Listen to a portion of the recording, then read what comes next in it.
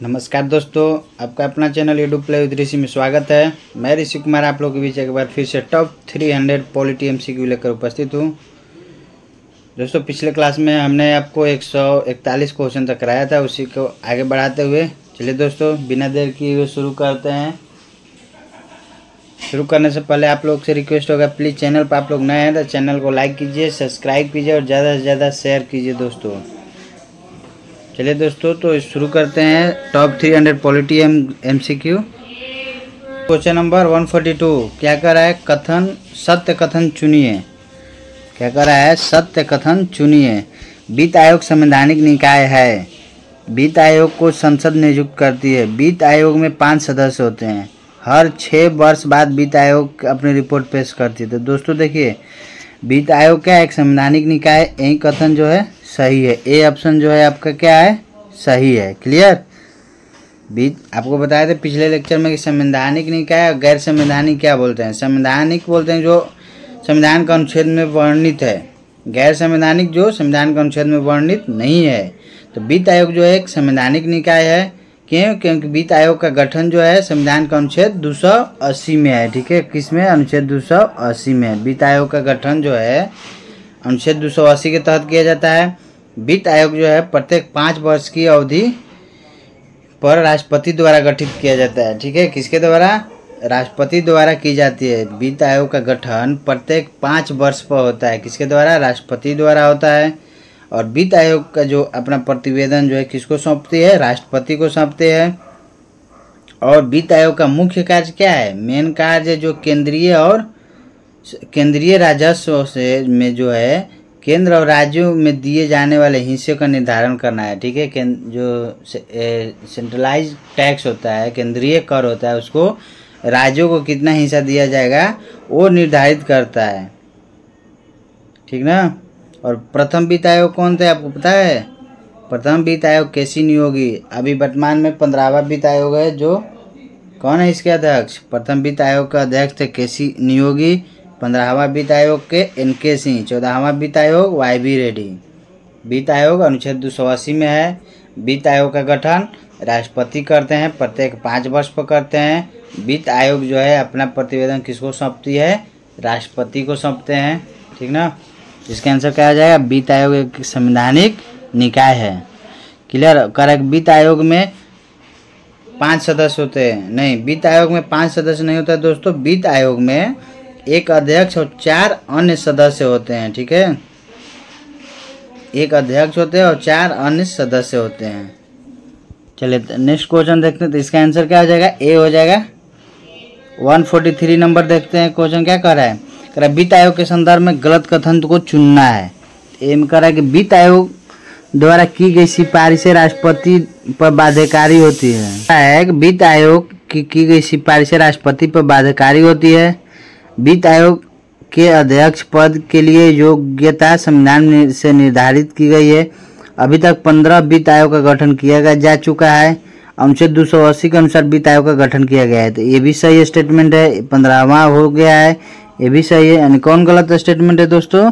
तो इसका आंसर हो जाएगा ए। आंसर इसका भी हो जाएगा कि वित्त आयोग का जो सिफारिश है राष्ट्रपति जो है बाध्यकारी होते हैं। गलत है, राष्ट्रपति बाध्यकारी नहीं होते हैं दोस्तों। वित्त आयोग एक संवैधानिक निकाय है। इसका गठन अनुच्छेद 280 के तहत किया जाता है।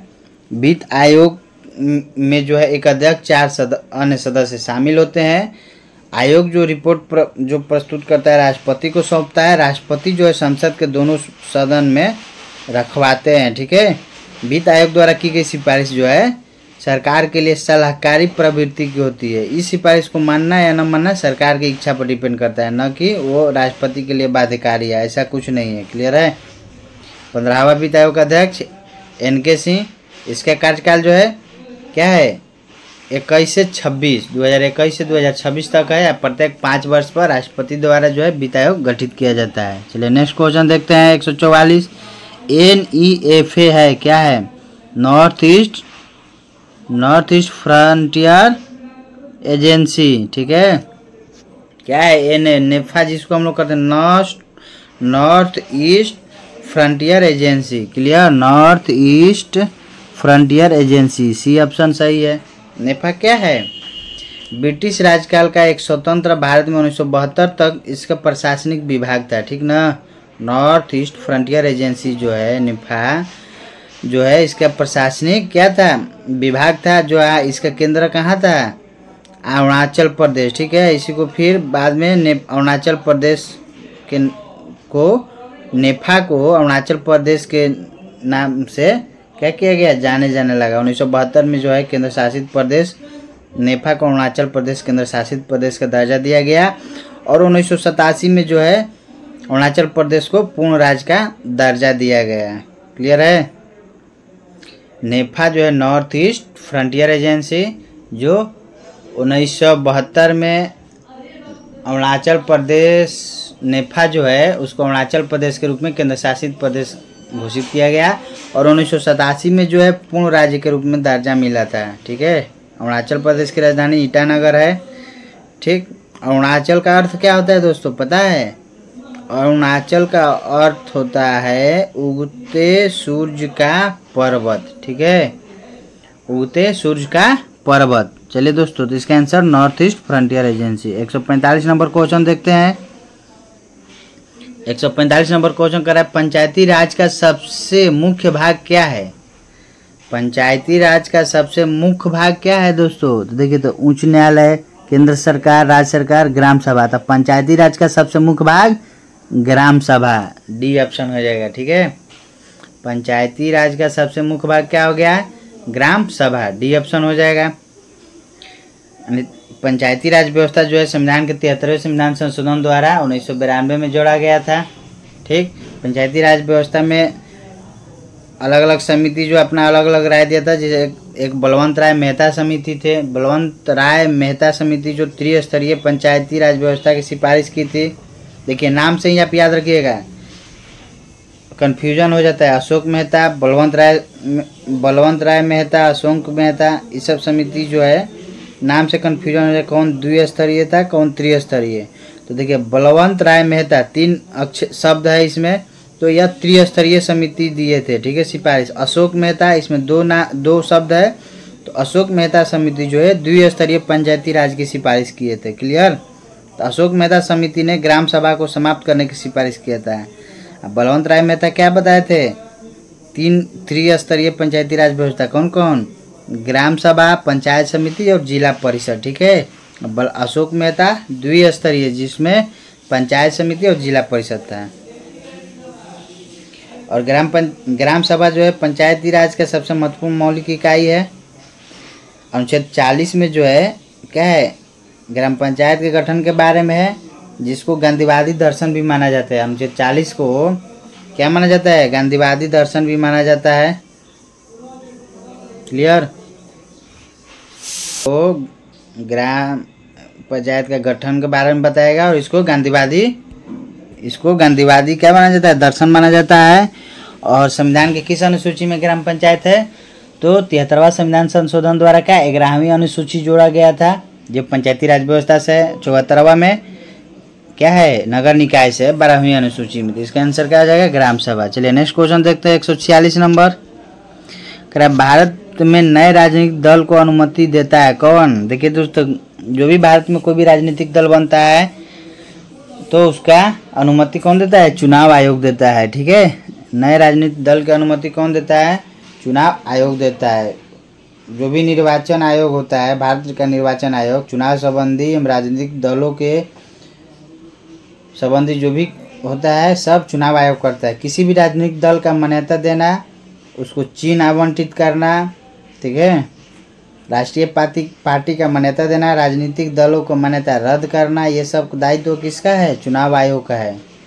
चुनाव चिन्ह का आवंटन भी चुनाव आयोग कराता है। चुनाव आयोग का गठन, चुनाव आयोग भी क्या एक संवैधानिक निकाय है। चुनाव आयोग का गठन 324 अनुच्छेद जो 324 के अंतर्गत जो है राष्ट्रपति द्वारा किया जाता है, ठीक ना। चुनाव आयोग का गठन भी क्या है, चुनाव आयोग एक संवैधानिक निकाय है। चुनाव आयोग का गठन अनुच्छेद 324 के अंतर्गत जो किया जाता है राष्ट्रपति के द्वारा। चुनाव आयोग जो है 1993 से बहुसदस्यीय बना दिया गया था, ठीक ना। अभी वर्तमान में अध्यक्ष कौन है चुनाव आयोग का, मुख्य चुनाव आयुक्त कौन है, राजीव कुमार, याद रखिएगा। मुख्य चुनाव आयुक्त वर्तमान में राजीव कुमार है। तो राजनीतिक दल जो भी लोकसभा का चुनाव हो, राज्यसभा का चुनाव हो, राज्य विधानसभा का चुनाव हो, राष्ट्रपति उपराष्ट्रपति का चुनाव हो, ये सब कौन देखता है? भारत का चुनाव आयोग, election commission of India.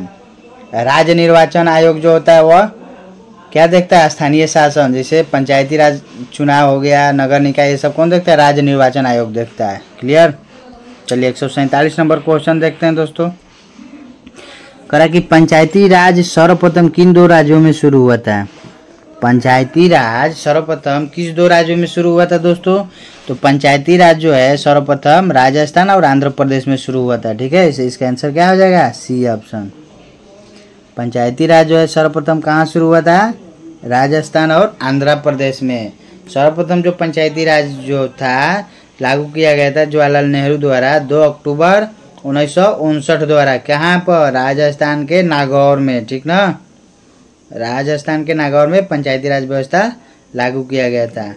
Andhra Pradesh जो था प्रथम राज्य था जहाँ पूर्ण राज्य में पंचायती राज लागू किया गया था। राजस्थान में उस समय केवल नागौर में लागू हुआ था, लेकिन कहेगा पूर्ण राज्य, जहाँ वह राज्य कौन सा है जहाँ पर पूर्ण रूप से सभी जगह पंचायती राज व्यवस्था लागू हुआ था? तो आंध्र प्रदेश। आंध्र प्रदेश में क्या था कि संपूर्ण राज्य में पंचायती राज लागू हुआ था दोस्तों। तो पंचायती राज जो अनुच्छेद 40 में है, पंचायत का गठन अनुच्छेद 40 में है।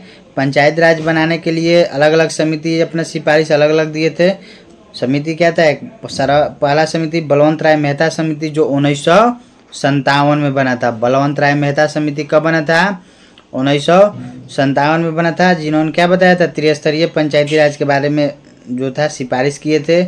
अशोक मेहता समिति 1977 में बना था, यह 2 स्तरीय पंचायती राज का सिफारिश किए थे। एक समिति था लक्ष्मीमल सिंघवी समिति। देखिए दोस्तों, लक्ष्मीमल सिंघवी समिति 1986 में बना था। तो सिंघवी से याद रखिएगा कि पंचायती राज व्यवस्था को संवैधानिक दर्जा दिलाया था। ठीक है, सिंघवी समिति जो है पंचायती राज व्यवस्था को संवैधानिक दर्जा देने का सुझाव दिया था। और पीके थुंगन समिति जो थे सिंघवी समिति का क्या किया था? समर्थन किया था। ठीक ना, पीके थुंगन समिति जो 1988 में बना था। ठीक है, चलिए तो इसका आंसर क्या आ जाएगा? सर्वप्रथम पंचायती राज कहाँ शुरू हुआ था? तो राजस्थान और आंध्र प्रदेश में। क्लियर? चलिए नेक्स्ट क्वेश्चन 148 नंबर। 73वां संविधान संशोधन लागू नहीं हुआ है, कहाँ पे दोस्तों? तो जो 73वां संविधान संशोधन जो है, जब का एक क्वेश्चन है उसमें कहाँ कहाँ लागू नहीं था? तो कहाँ कहाँ लागू नहीं था? नागालैंड, जम्मू कश्मीर और मेघालय। ठीक है, नागालैंड, जम्मू कश्मीर, मेघालय, यानी 1, 3, 4 डी आंसर। लेकिन वर्तमान समय में जो है ये जो 73वां संविधान संशोधन जो है ये भी क्या है? पंचायती राज को संवैधानिक दर्जा दिया गया था। और ये जो है जम्मू कश्मीर में अब यह लागू हो चुका है। ठीक ना, 2019 के बाद यह जो है जम्मू कश्मीर में लागू हो चुका है। ठीक है, 73वां संविधान संशोधन द्वारा 11वीं अनुसूची जोड़ा गया था। हाँ, एक चीज़ याद रखिएगा, 11वीं अनुसूची में क्या है? पंचायती राज व्यवस्था। और पंचायती राज व्यवस्था में जो 11वीं अनुसूची में टोटल कितना विषय है? 29 विषय को शामिल किया गया है। ठीक है, जो 73वां संविधान संशोधन हुआ था उसमें पंचायती राज व्यवस्था जोड़ा गया था, उसमें 11वीं अनुसूची जोड़ा गया। तो 11वीं अनुसूची में टोटल 29 विषय है। ठीक है, तो पूछ सकता है आपसे पंचायती राज व्यवस्था में टोटल कितना विषय है? तो 29 विषय है। उसी तरह 74वां संविधान संशोधन द्वारा नगर पालिका को संवैधानिक दर्जा दिया गया और 12वीं अनुसूची जोड़ा गया, नगर पालिका से संबंधित है। 12वीं अनुसूची में टोटल कितना विषय है? तो 18 विषय है। इस बात को याद रखिएगा। क्लियर? इसका आंसर क्या आ जाएगा? अभी वर्तमान में देखेंगे तो जम्मू कश्मीर में जो है पंचायती राज व्यवस्था लागू है, मणिपुर, मेघालय में, सॉरी नागालैंड और मेघालय में अभी नहीं है। क्लियर? चलिए नेक्स्ट क्वेश्चन देखते हैं 149 नंबर। 149 नंबर में क्या है? पंचायतों की वित्तीय स्थिति की सिफारिश किससे की जाती है? पंचायतों की वित्तीय स्थिति की सिफारिश जो है दोस्तों, जिस तरह से केंद्र में पंचायतों की वित्तीय स्थिति की सिफारिश जिस तरह से केंद्र में राष्ट्रपति द्वारा की जाती है, उसी तरह में कौन करता है? तो राज्य में राज्यपाल करते हैं। ठीक है, तो आंसर क्या हो जाएगा? राज्यपाल हो जाएगा। ठीक है, पंचायतों की वित्तीय स्थिति की सिफारिश किससे की जाती है? तो राज्यपाल से की जाती है। भारतीय संविधान का अनुच्छेद जो 43I है और अनुच्छेद 243Y में राज्य के वित्तीय आयोग का गठन का प्रावधान किया गया है। ठीक है, याद रखिएगा, राज्य के वित्तीय आयोग का गठन का प्रावधान 243I और 243Y में है। राज्य वित्त आयोग का गठन 5 वर्ष के पर राज्यपाल के द्वारा ही किया जाता है, जिस तरह से केंद्र में है। राज्यपाल को राज्य वित्त आयोग सिफारिश करता है। राज्य वित्त आयोग के सिफारिश पर राज्यपाल जो है पंचायती राज एवं नगर पालिका को वित्तीय अनुदान का अधिकार देते हैं। क्लियर, तो याद रखिएगा, तो इसका आंसर क्या हो जाएगा, राज्यपाल हो जाएगा। चलिए 150 नंबर का क्वेश्चन देखते हैं। कह भारत में दलीय व्यवस्था किस प्रकार की है? भारत में दलीय व्यवस्था किस प्रकार की है? तो आप लोग देखे होंगे भारत में क्या है, दलीय व्यवस्था क्या है, एगो दल थोड़े है जी, बहुत सारा दल है। अभी फिलहाल 6 गो राष्ट्रीय पार्टी का दर्जा मिला है, तो यानी क्या है, भारत में कैसी दलीय व्यवस्था है, बहुदलीय व्यवस्था है। तो आंसर क्या हो जाएगा, सी आंसर हो जाएगा। क्लियर, भारत में दलीय व्यवस्था कैसी है, बहुदलीय है। भारत में राष्ट्रीय दल, राज्य स्तरीय दल और क्षेत्रीय दल बहुत अलग अलग है। अमेरिका में क्या है, 2 दलीय व्यवस्था है। ठीक है, चीन में 1 दलीय है, स्विट्जरलैंड में भी बहुदलीय शासन प्रणाली है। अमेरिका में 2 दल है, ठीक, democratic and Congress, Republican. Bharat में क्या है, बहुदलीय व्यवस्था है। क्लियर, तो क्या हो जाएगा आंसर, तो ये बहुदलीय हो जाएगा। क्लियर है। चलिए अब नेक्स्ट क्वेश्चन देखते हैं 151।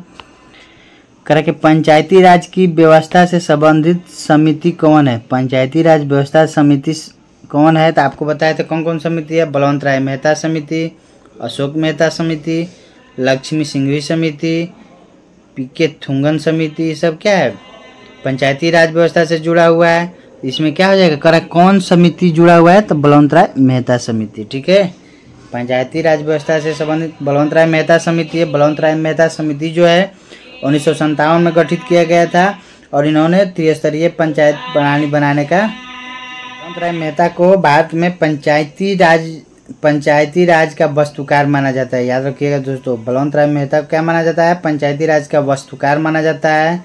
लक्ष्मी सिंघवी समिति क्या बताए थे, संवैधानिक दर्जा दिलाया था।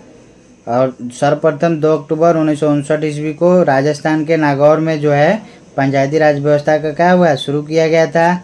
और देखिए मल्होत्रा समिति जो है बीमा क्षेत्र में सुधार से संबंधित है। मल्होत्रा समिति किससे संबंधित है, बीमा क्षेत्र में सुधार से संबंधित है। रेखी समिति जो है, रेखी समिति क्या है, अप्रत्यक्ष कर से संबंधित है। क्लियर, मल्होत्रा समिति जो है बीमा क्षेत्र के सुधार से है, रेखी समिति अप्रत्यक्ष कर से संबंधित है। क्लियर है। क्वेश्चन देखते हैं, करे अंतर्राज्यीय परिषद का गठन किस समिति के सिफारिश पर की गई थी? अंतर्राज्यीय परिषद का गठन किस समिति के सिफारिश पर की गई थी? दोस्तों देखिए, अंतर्राज्यीय परिषद का गठन किस समिति के सिफारिश पर की गई थी? तो सरकारिया आयोग की सिफारिश पर की गई थी। ठीक है, केंद्र और राज्यों के बीच संबंध जो है किसके, कौन सा आयोग बताया था, सरकारिया आयोग ही बताया था। ठीक है, याद रखिएगा, सरकारिया आयोग जो है इन्होंने क्या किया था, अंतर्राज्यीय परिषद का गठन का सिफारिश किया था। अंतर्राज्यीय परिषद का गठन कब हुआ था, 1990 में। कब हुआ था, 1990 में हुआ था। ठीक है, अंतर्राज्यीय परिषद का गठन 1990 में हुआ था और यह सरकारिया आयोग की सिफारिश पर किया गया था। भारतीय संविधान का अनुच्छेद जो 263 में जो है अंतर्राज्यीय परिषद का गठन का प्रावधान है। क्लियर, किस अनुच्छेद में, अनुच्छेद 263 में जो है अंतर्राज्यीय परिषद के गठन का प्रावधान है। ठीक है, नियोगी समिति का गठन जो है क्या था, नियोगी समिति जो है ईसाई मशीनरियों की गतिविधियों पर किया गया था। नियोगी समिति जो है ईसाई मशीनरियों की गतिविधि किया गया था। राजमनार आयोग जो है आपका क्या है, राजमनार आयोग का गठन जो है तमिलनाडु सरकार द्वारा केंद्र राज्य संबंध पर 1969 में किया गया था। राजमनार आयोग का गठन जो है तमिलनाडु सरकार द्वारा जो किया गया था, केंद्र और राज्य के संबंध के से संबंधित है और 1969 में किया गया था। राजमनार आयोग ने अखिल भारतीय सेवाओं को समाप्त करने की सिफारिश की थी। राजमनार आयोग क्या किया था, अखिल भारतीय सेवाओं को समाप्त करने की सिफारिश की थी। के संथानम समिति का गठन 1962 में हुआ था। गठन 1962 में हुआ था। संथानम समिति के जो है वो क्या बताया था, इसी के रिपोर्ट पर जो है केंद्रीय सतर्कता आयोग का गठन 1964 में किया गया था। संथानम से याद रखिएगा, सतर्कता आयोग, केंद्रीय सतर्कता आयोग का गठन जो है संथानम समिति के सिफारिश पर ही 1964 में किया गया था। गठन संथानम समिति का गठन 1962 में हुआ और इसके सिफारिश पर 1964 में केंद्रीय सतर्कता आयोग CBC का गठन किया गया था। नियोगी समिति बता दिए आपको क्या है, ईसाई मिशनरियों गतिविधियों पर किया गया था। अंतर्राज्यीय परिषद का गठन अनुच्छेद 263 में है। इसका आंसर क्या हो गया जाएगा, क्या पूछा था कि अंतर्राज्यीय परिषद का गठन तो सरकारी आयोग की समिति की सिफारिश पर किया गया था 1990 में। क्लियर। अब चलिए 153 क्वेश्चन देखते हैं। क्या कर रहा है निम्नलिखित में से कौन सी समिति चुनाव सुधारों से संबंधित है। कौन सी समिति चुनाव सुधारों से संबंधित है, तो दोस्तों याद रखिएगा दिनेश गोस्वामी समिति। दिनेश गोस्वामी समिति जो है चुनाव सुधारों संबंधित रिलेटेड है। ठीक है। GVK राव समिति दोस्तों ये भी क्या है, ग्रामीण विकास हेतु प्रशासनिक समायोजन एवं गरीबी निवारण संबंधी समिति है। GVK राव समिति जो है प्रशासनिक सुधार और गरीबी निवारण से संबंधित समिति है। अशोक मेहता समिति क्या है, पंचायती राज से रिलेटेड है। LM सिंघवी समिति भी क्या है, संवैधानिक दर्जा दिया गया पंचायती राज को। ठीक है। पंचायती राज क्या है, लोकतांत्रिक विकेंद्रीकरण का क्या है, उदाहरण है। क्लियर। चुनाव सुधार संबंधी कौन है, दिनेश गोस्वामी संबंधी है, याद रखिएगा। सरकारी आयोग केंद्र राज्यों के बीच संबंध है। सरकारी आयोग के सिफारिश पर ही 1990 में अंतर्राज्यीय परिषद का गठन किया गया। अंतर्राज्यीय परिषद का गठन 1990 में किया गया सरकारी आयोग की सिफारिश पर। संथानम समिति के सिफारिश पर क्या किया गया था, केंद्रीय सतर्कता आयोग के गठन 1964 में किया गया था। नियोगी समिति क्या थे, तो नियोगी समिति का गठन जो ईसाई मिशनरियों की गतिविधि के लिए किया गया था। क्लियर। राजमनार समिति, राजमनार आयोग जो है तमिलनाडु सरकार द्वारा भारत केंद्र और राज्यों के बीच संबंध के लिए गठित 1969 में गठित किया गया था। क्लियर हो गया सब। GVK राव समिति, तो GVK राव समिति क्या था, GVK राव समिति जो है ग्रामीण विकास हेतु प्रशासनिक समायोजन और गरीबी निवारण से संबंधित है। LM सिंघवी समिति भी उसी से संबंधित पंचायती राज से है जो संवैधानिक दर्जा दिया गया था। क्लियर है। चलिए दोस्तों तो आज यहीं तक रखते हैं, फिर मिलते हैं नेक्स्ट वीडियो में। और आप लोग से रिक्वेस्ट होगा प्लीज़ चैनल पर आप लोग नए हैं तो चैनल को लाइक कीजिए, सब्सक्राइब कीजिए और ज़्यादा से ज़्यादा शेयर कीजिए दोस्तों। अगर पिछला लेक्चर नहीं देखे हैं तो उसका लिंक मैं इस वीडियो के डिस्क्रिप्शन में डाल दूंगा। आप पूरा पार्ट देखिए, हर एग्ज़ाम के लिए आपका हेल्पफुल होगा। धन्यवाद दोस्तों।